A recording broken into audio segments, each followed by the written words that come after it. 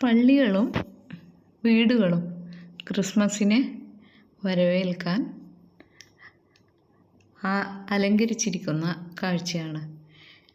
ഇന്നലെ നമ്മൾ കോലഞ്ചേരിയിലൂടെ യാത്ര ചെയ്യുകയായിരുന്നു. രാത്രി ഒരു ഡ്രൈവിങ്ങിന് പോയതായിരുന്നു.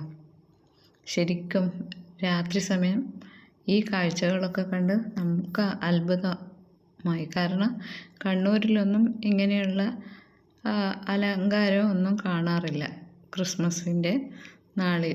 കാരണം അവിടെ കണ്ണൂരിൽ ടൗണിൽ ക്രിസ്ത്യൻസെല്ലാം വളരെ കുറവാണ്. പക്ഷേ ഈ കോലഞ്ചേരിയിൽ നിറയെ നമ്മൾ യാത്ര ചെയ്യുമ്പോൾ റോഡിന് ഇരുവശത്തും പള്ളികളും പിന്നെ ക്രിസ്മസിനെ വരവേൽക്കാനുള്ള പലതരം തോരണങ്ങൾ തൂക്കിയിട്ട്